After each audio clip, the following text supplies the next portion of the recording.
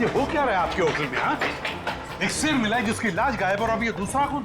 Sir मैं तो खुद परेशान हूँ, ये क्या हो रहा है मुझे समझ नहीं आ रहा सर। अब बाहर फिरिए।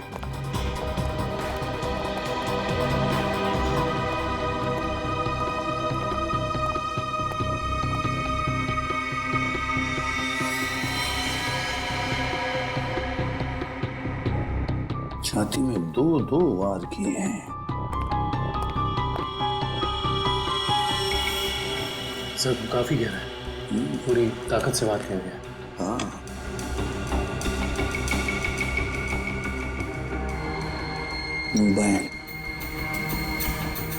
Correct sir. देखो फिंगरप्रिंट चेक करो इस पर। सर, हाँ, ये खाली ब्रीफकेस?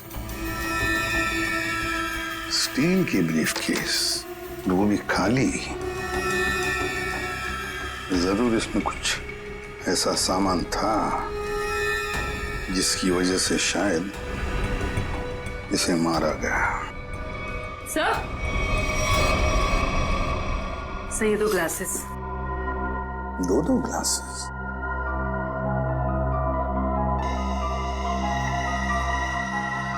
लिपस्टिक वगैरह के तो कोई मार्क नहीं, लेकिन एक बात तो पक्की है कि यहाँ पर इसे मिलने कोई आया तो था जरूर।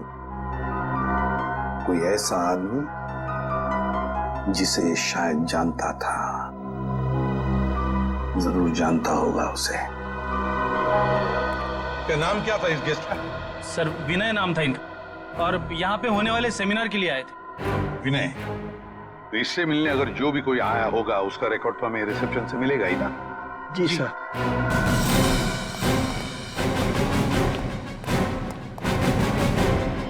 देखो, विनय के बारे में और कुछ जानना चाहते हैं हम लोग। ये विनय कब आया था यहाँ पर?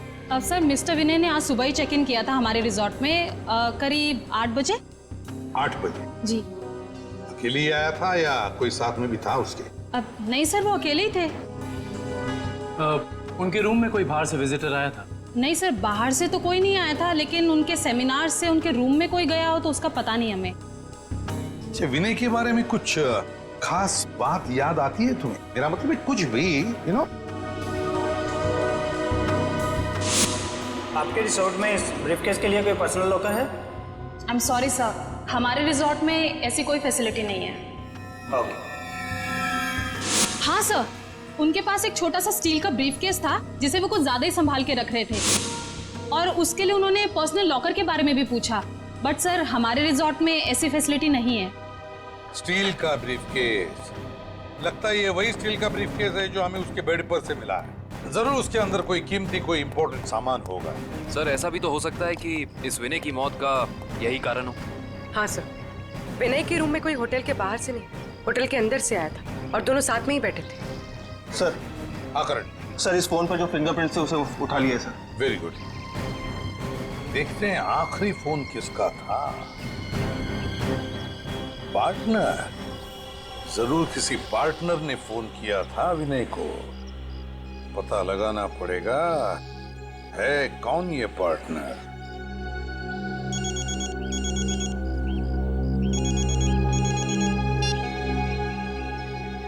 हेलो।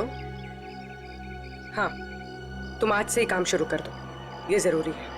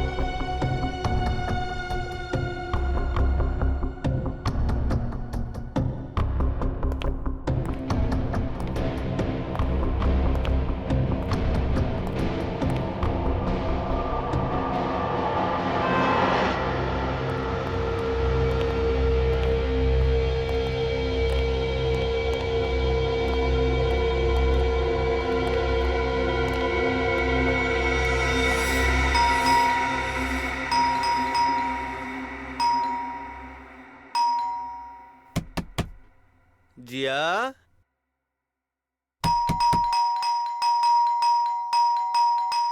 दरवाजा खोलो जिया।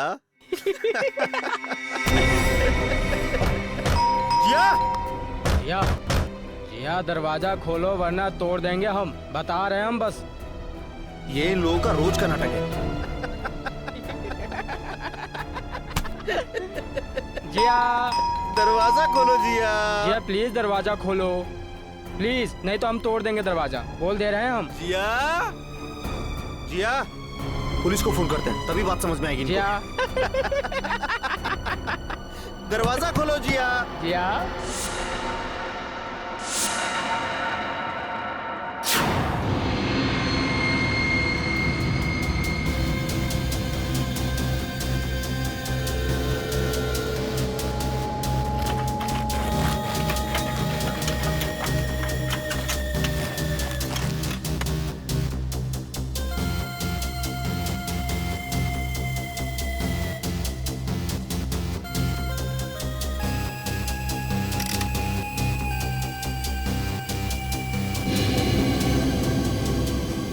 सर, आता रहेगा। सर इसकी खोपड़ी में एक अजीब बात है।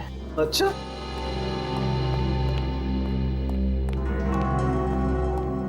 क्या अजीब बात है? सर इसकी गर्दन पे ना तो किसी चीज से काटने का निशान है और ना ही तोड़ने का। लेकिन कोई ना कोई निशान तो जरूर होना चाहिए। हाँ, कोई निशान तो होना ही चाहिए। अगर हथियार का नहीं है तो किसी और चीज का निशान होना चाहिए जिससे मारा गया। और इसकी खोपड़ी का अंदर का हिस्सा बिल्कुल खाली है। ऐसा लगता है जैसे कि सारी चीजें पिघलकर बह गई हो। ऐसा कैसे हो सकता है तारिका? इसके अंदर कोई मोम तो होता नहीं, खून है, मसल्स हैं, टिश्यूज हैं। हाँ, लेकिन ये खोपड़ी बिल्कुल खाली है। अच्छा तारिका, इसकी खोपड़ी में से जो फ्लूइड निकला था, तुम उस फ्लूइड को चेक करो, उसमें जरूर कुछ ना कुछ मिलेगा।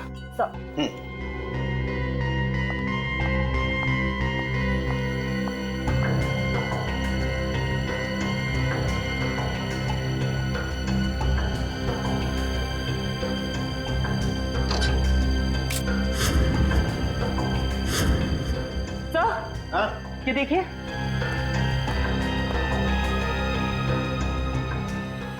अरे एसिड,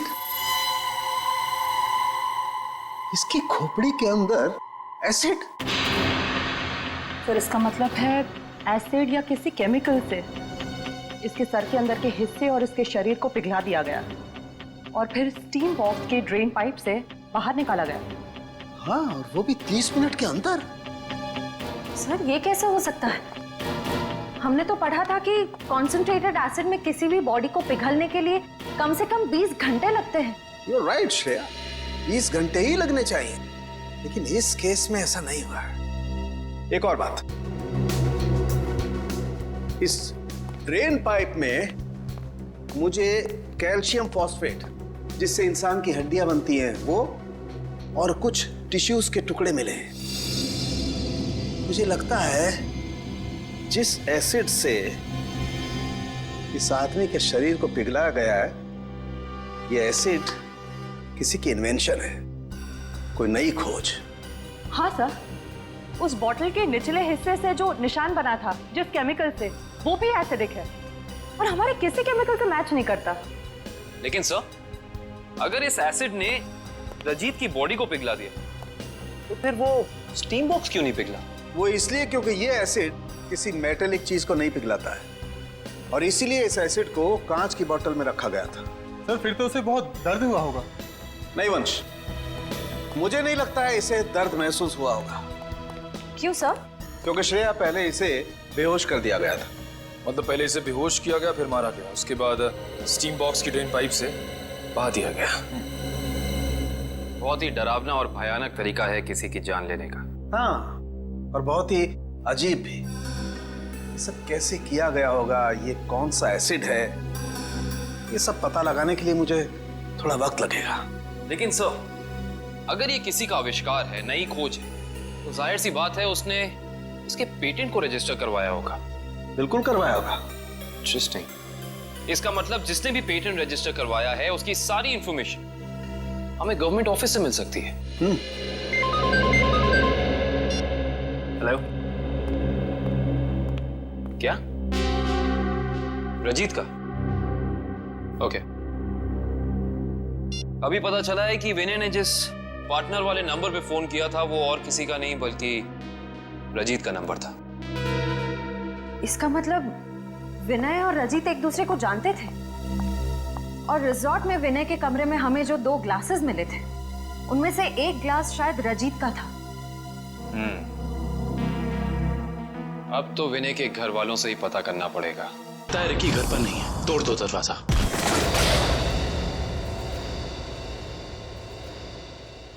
चेक करो।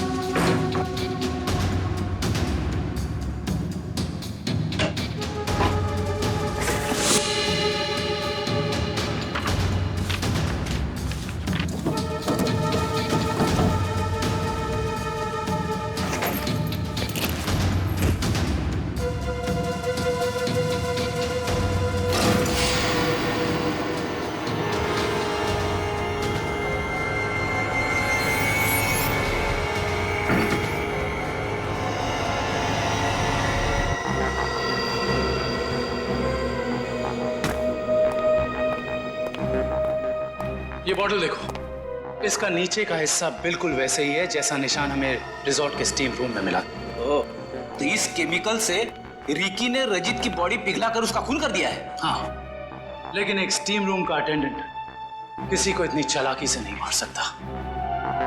ये उसके दिमाग का काम हो ही नहीं सकता। कोई है जो उससे ये करवा रहा है। कौन करवा सकता है ये सब? इसका जवाब तो रिकी देगा। हाँ, और उसके लिए रिकी का मिलना बहुत जरूरी है। चलो बाहर लोगों से पूछते हैं, शायद उसे जाते हुए किसी ने देखा। एक्सक्यूज मी, आप लोग सब यहीं आसपास रहते हैं? जी जी। ये वो रिकी रहता है यहाँ पे, आप लोग उसे जानते हैं? आज आपने उसे देखा? हाँ सर, मैंने देखा उसे। बड़ी जल्दी में लग रहा था और एक बैग भी था उसके हाथ में। अच्छा, यहाँ से किस तरफ गया था वो? सर उस तरफ। उस तरफ? हाँ सर, एक ट्रक आया और रिकी उस पे बैठ के निकल गया। थैंक यू, चलो उस डायरेक्शन में देखते हैं।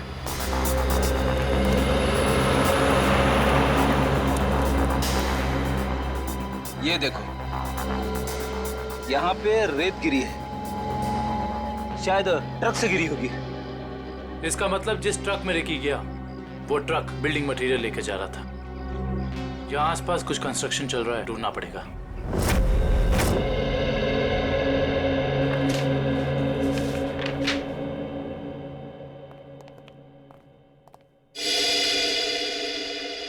जी कहिए। सीआईडी। सीआईडी? जी, पिछले हफ्ते में जितने भी एसिडिक केमिकल्स को पेटेंट कराया गया है उन्हें रजिस्टर करवाने वालों के नाम और पते हमें चाहिए। केमिकल का कोई नाम भी तो होगा। आप वो फाइल हमें दे दीजिए, हम खुद ढूंढ देंगे। ठीक है।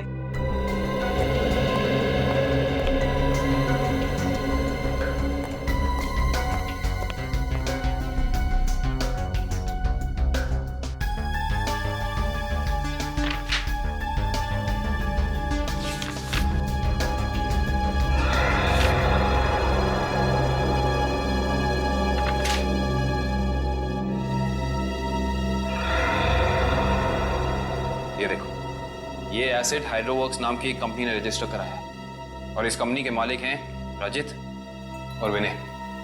इसलिए विनय के सेल फोन पे रजित का नंबर पार्टनर के नाम से सेव था। रजित अपने खोज से मरा और उसका पार्टनर विनय एक बंद कमरे में मरा हुआ मिला। इंटरेस्टिंग। ये केस तो और भी ज्यादा उलझता जा रहा है।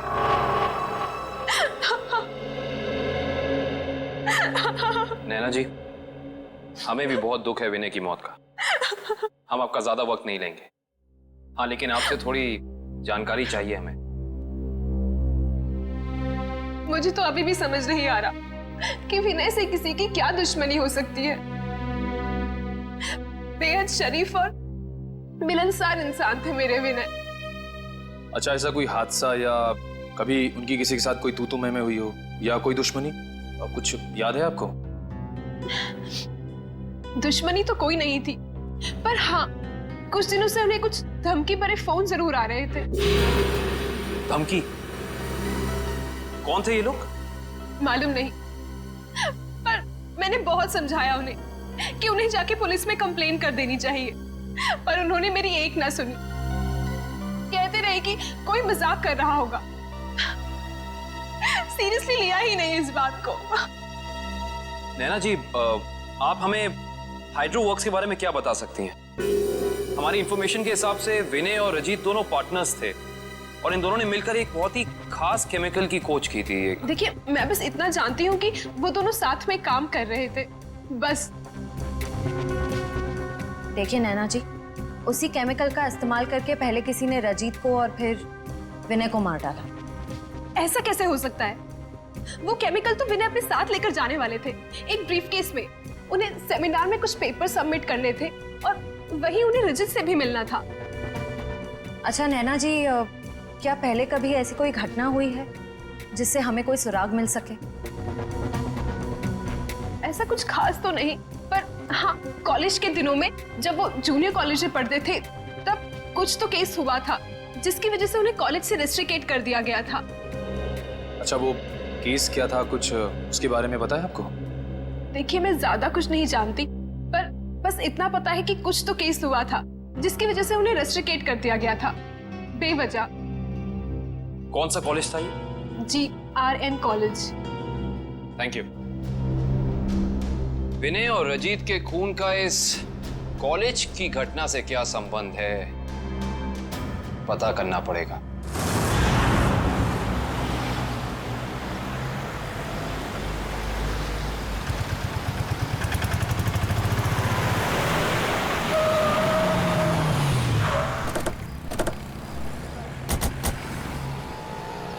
ये देखिए, रेत यहाँ पे पड़ी हुई है और ये देखो टायर के मार्क्स। इसका मतलब ट्रक यहाँ पे आके रुक गया था, लेकिन ये कंस्ट्रक्शन का काम भी तो बंद है। यही वजह है कि अब हमें ये पूरी जगह चेक करनी होगी। आओ अंदर चलकर देखते हैं।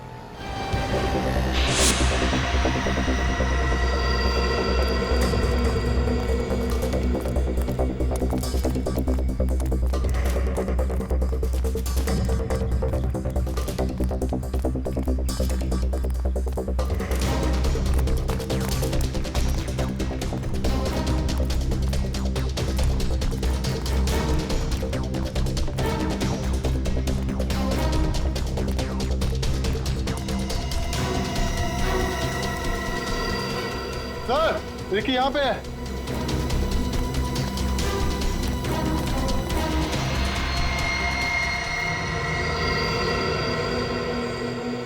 रिकी, रिकी, ये तो ठंडा पड़ गया। हाँ सर, इसकी स्किन भी कड़क हो गई है। पहले से हॉस्पिटल पहुंचाओ।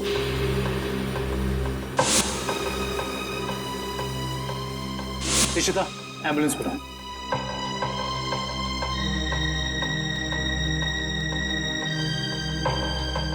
इसके शरीर पे जेल जैसा कुछ लगा हुआ है, जिसकी वजह से इसका शरीर अकड़ गया होगा।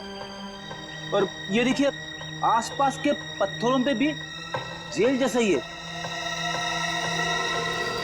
ये देखो,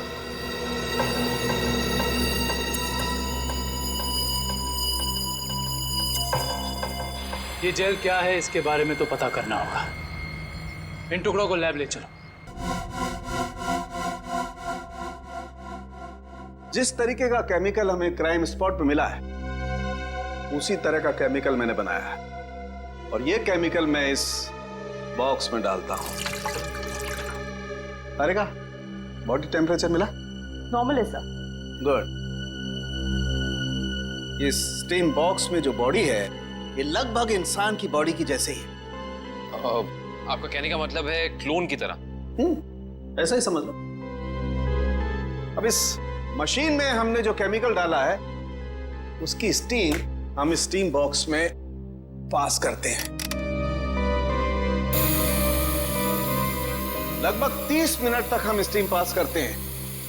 उसके बाद देखते हैं क्या होता है।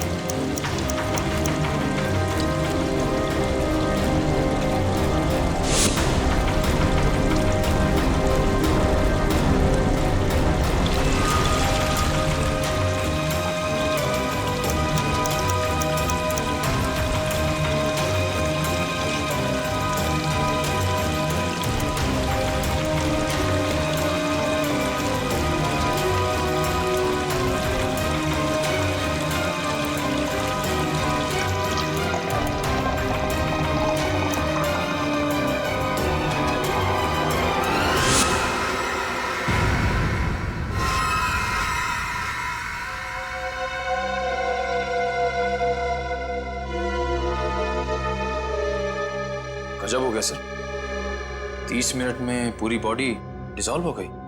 हाँ निखिल, ये केमिकल बहुत पावरफुल है। थोड़ी सी मात्रा में पूरी की पूरी बॉडी पिघल करके बह जाती है। रिकी की बॉडी भी इसी केमिकल की वजह से फ्रीज होकर के अकड़ गई थी। आई सी, बहुत ही खतरनाक केमिकल है ये।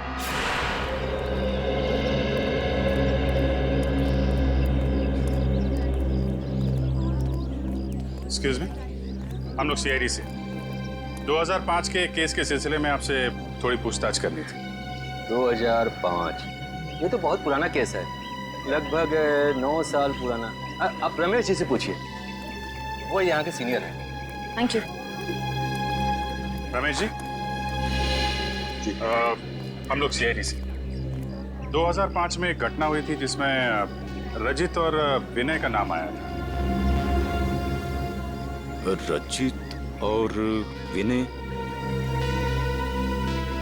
सर क्या है कि हर साल इतने लड़के लड़कियां आते हैं तो नहीं, उस केस में इन दोनों लड़कों को रेस्ट्रिकेट किया गया था। रेस्ट्रिकेट? अरे हाँ, याद आया।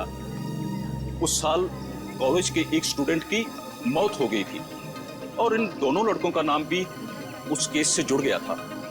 काफी बवाल हुआ था। ये स्टूडेंट कौन था और उसकी मौत कैसे हुई? मैडम, बहुत अजीब तरीके से हुई थी। ये किस्सा लेबोरेटरी में हुआ था।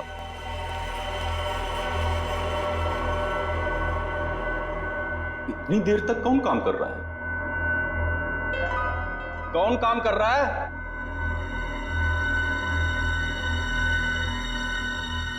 अरे भाई, खोगे का काम में जवाब तो दो, कब तक काम करोगे? अरे चुप क्यों हो? बताओ, मैं लेबोरेटरी बंद करूं या खुली रहने दूं?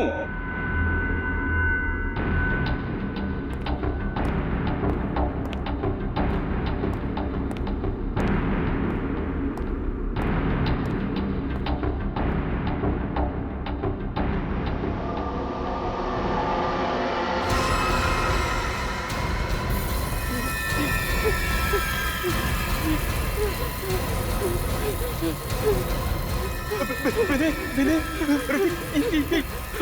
ये देखो संपत को क्या हो रहा है? सर बचाइए इसे, प्लीज सर बचाओ इसे। सर देखिए ना संपत को क्या हो रहा है। सर देखिए ना। क्या क्या क्या कुछ करो भाई। सर क्या हो रहा है, देखिए ना। सर बहुत भयानक था वो। ऐसा मैंने पहले कभी नहीं देखा था। एक आदमी खड़ा था और खड़े खड़े पिघल गया। संपत नाम था उसका, पुलिस केस भी हुआ था और विनय और रजित को रेस्ट्रिकेट किया गया था। इस केस से जुड़ी सारी फाइलें चाहिए। हेलो, कहाँ? कौन से रेस्टोरेंट? ठीक है, मैं पहुंचती हूँ। नजर रखना।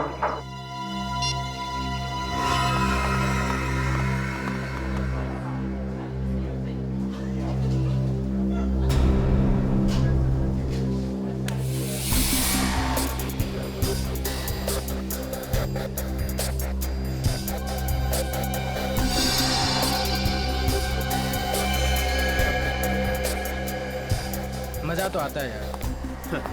अरे काहे का मजा यार? पता है, रात को जैसे ही जाते हैं ना उसके घर के सामने, तभी चौकीदारों को पटाना पड़ता है।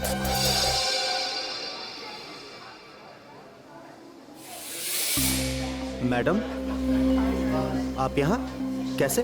तुम लोग क्या समझते हो? तुम लोग कुछ भी करते रहोगे और तुम्हारा कोई कुछ नहीं बिगाड़ सकता।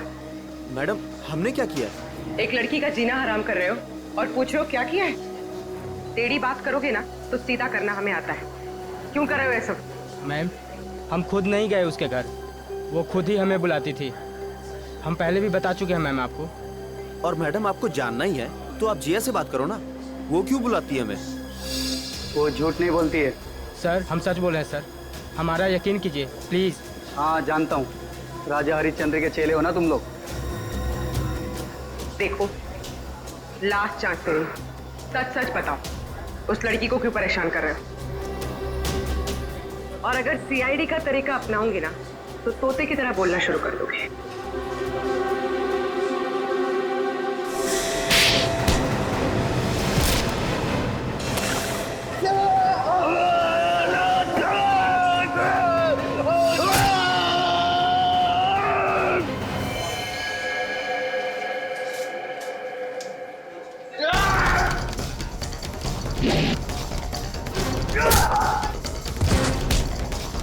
लड़कियों को छेड़ता है।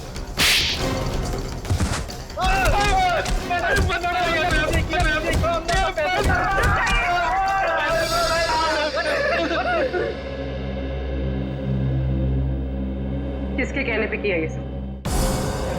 एक्सपेरिमेंट हो रहा था साइंस लैब में 2005 में और बेस्ट इन्वेंशन करने वाले को स्कॉलरशिप मिल रही थी। ये तो स्टूडेंट पिघल के मर गया था संपत। इसने एक स्पेशल एनेस्थीसिया बनाया था बेहोश करने की दवा जो किसी भी मसल को 5 मिनट के लिए फ्रीज कर सकती थी।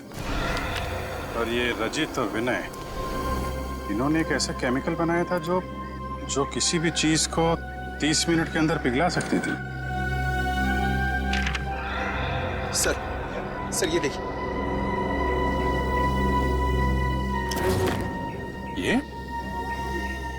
ये भी उस वक्त कॉलेज में था और ये बात उसने हमसे छुपाई।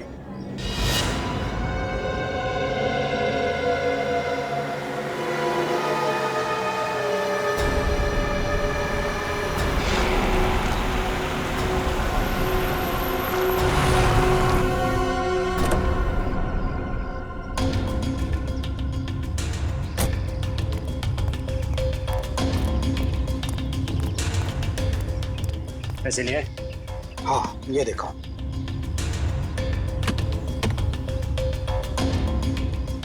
अब खुश? गुड। ये रहा तुम्हारा सामान।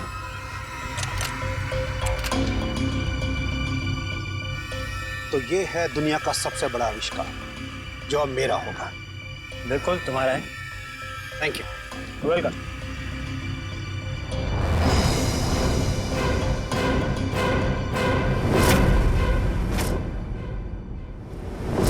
ये चुप चुप के क्या कर रहे हो? हैं? क्या कर रहे हो चुप चुप के? आगे मत बढ़ना। वरना ये बोतल इसी के साथ मैं फोड़ दूंगा। मत बढ़ना आगे, कह रहा हूँ। आगे मत बढ़ना, नहीं तो ये मारा जाएगा। तुम यहाँ से जा नहीं सकते हो, छोड़ो उसे। आगे नहीं बढ़ना। कहा ना, मैं झूठ नहीं बोला। झूठ नहीं बोला मैं। पीछे रहो, आगे मत बढ़ना।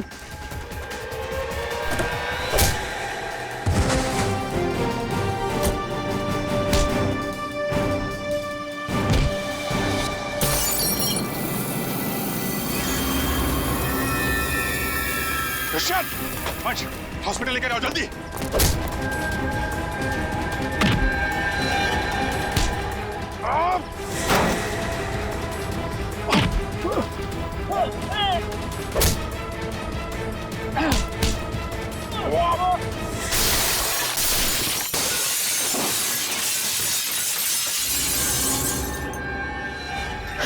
हाँ, मैंने ही मारा उसे। मैंने और रजित के केमिकल का इस्तेमाल करके मैंने संपत को लैब में मार डाला। रेतेन, तुम यहाँ क्या कर रहे हो? और संपत के बनाए हुए केमिकल पर अपना नाम डालकर मैंने उसे भेज दिया। क्यों किया तुमने ऐसा? मुझे पैसों की जरूरत थी। मेरे खर्चे पूरे नहीं पड़ रहे थे। और जब मुझे पता चला कि संपत ने एक ऐसे केमिकल का आविष्कार किया जिससे बॉडी फ्रीज हो जाती, उसकी इंटरनेशनल मार्केट बहुत ज्यादा थी। उससे वो केमिकल हासिल करने के लिए मैंने उसे भी मारा। रजित और विनय को उन्हीं के खोजे हुए केमिकल से मार दिया और केमिकल बेच के पैसा कमाना चाहते थे, क्यों? हाँ। और इसमें वो स्टीम रूम का अटेंडेंट रिकी, उसने तुम्हारी मदद की थी। हाँ, लेकिन मैंने उसे पैसे दिए थे। इस बॉटल का सारा केमिकल स्टीम बॉक्स में डाल देना। जैसे ही काम खत्म हो जाए इस बॉटल को गायब कर देना। चलो। हाँ, समझ गया। चलो निकलो। मैंने पहले विनय को मारा।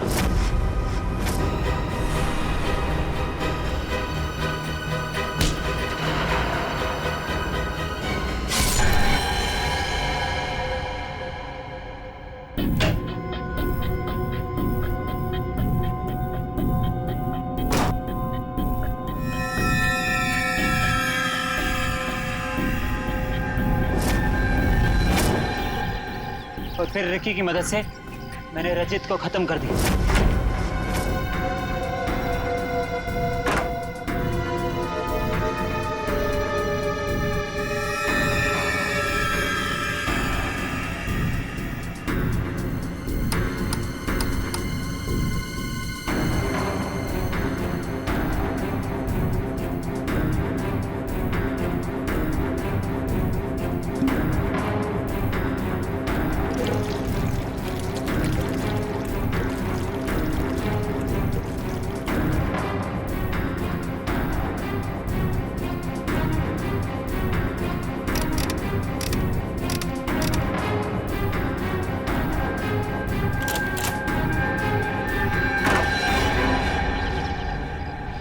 रिकी तो तुम्हारा साथी है ना, फिर उसे मारने की कोशिश क्यों की तुमने?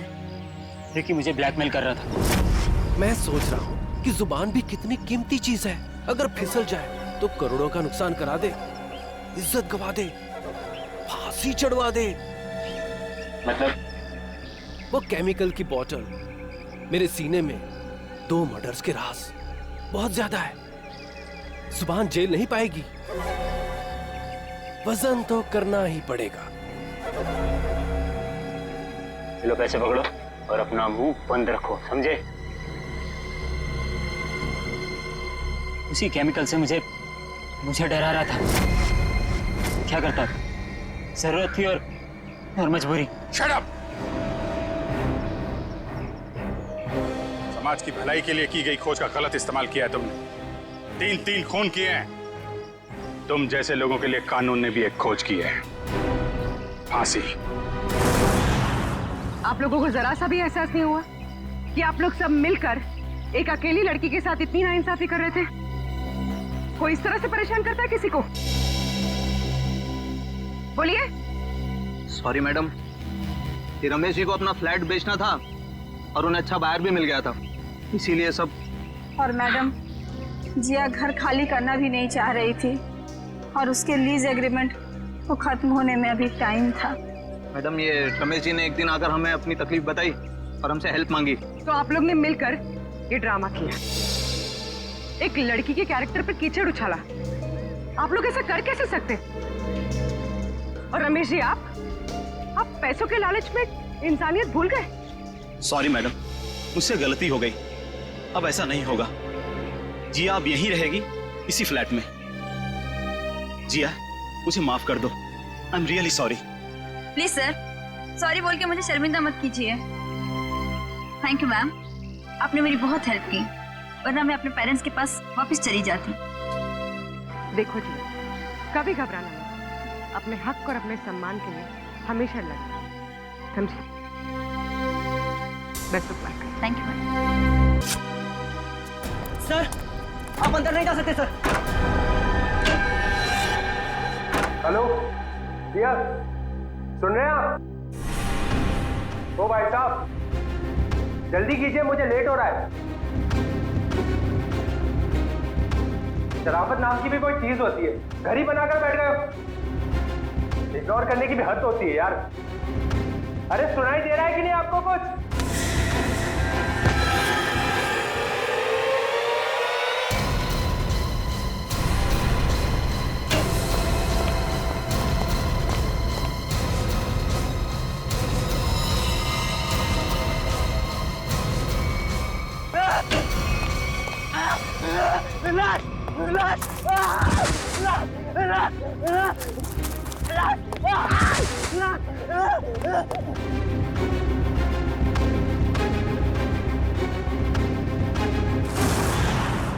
हाँ मैडम, मैं पार्टी में आने की कोशिश करूंगी, कुछ प्रॉमिस नहीं कर सकती। मेरा जॉब ही कुछ ऐसा है यार, कभी भी कुछ भी हो सकता है। ठीक है, चल अब मैं रखती हूँ, बाय। नहीं, बिल्कुल नहीं चलेगा। रात को 1 बजे 2 बजे कोई भी कभी भी आके चले जाएगा। जवान लड़की के घर में रात के टाइम में किसी लड़के का आने का मतलब हम अच्छी तरह से जानते हैं। क्या चल रहा है यहाँ पे? हाँ? और ये रो क्यों रही है? आप इनसे ही पूछिए ना, इसने क्या चाला रखा है यहाँ पे। देखिए मैडम, ये सोसाइटी है और हम सब फैमिली वाले हैं, और ये कैसी कैसी हरकतें करके रखी हैं यहाँ। हरकतें? आपका क्या मतलब है? इसका मतलब ये है कि ये दोनों लड़के रात बिरात इसके घर आते हैं, दरवाजा खटखटाते हैं, शरारत करते हैं। और तुम एक बात कान खोलकर सुन लो, तुम यहाँ से खुद से चली जाओ, नहीं तो हम सब मिलकर तुम्हें जबरदस्ती यहाँ से निकाल देंगे। एक मिनट, शांत हो जाइए आप लोग। कौन है ये लोग? मुझे नहीं मालूम कौन है ये। 2 दिन से मेरी रूम पार्टनर नहीं है और ये लोग रोज रात को आके मुझे तंग करते, जबकि मैंने इनको कभी देखा भी नहीं है। देख जिया, झूठ मत बोल।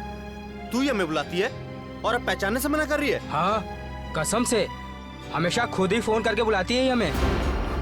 देखो, झूठ मत बोलो, मैं तुम लोगों को नहीं जानती हूँ। पता नहीं ये लोग मुझे क्यों बदनाम कर रहे हैं। देखो, झूठ और सच का फैसला कहीं और जाकर करना, समझी?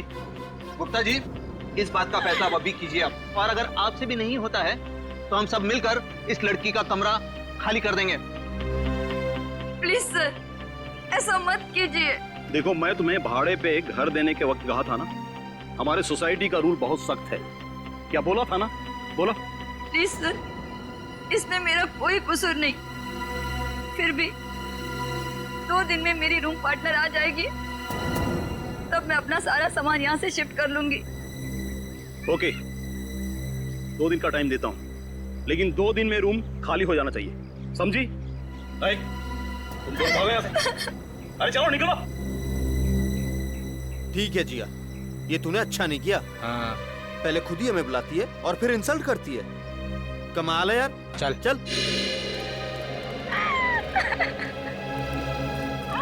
जिया, रोम, अगर तुम बेकसूर हो तो सच सामने आ जाएगा। तुम